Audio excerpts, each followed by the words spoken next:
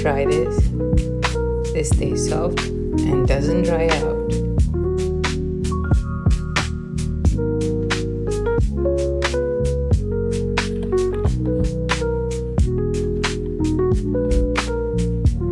Did you know if you take chickpea flour,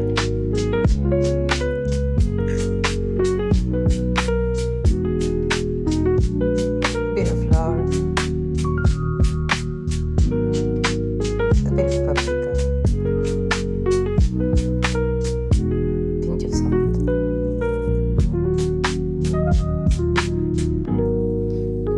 and enough water,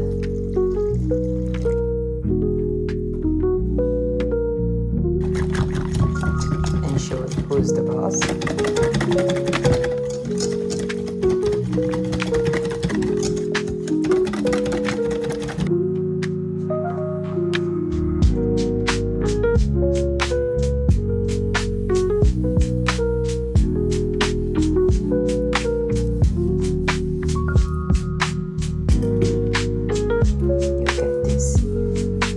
Flexible, soft tortilla.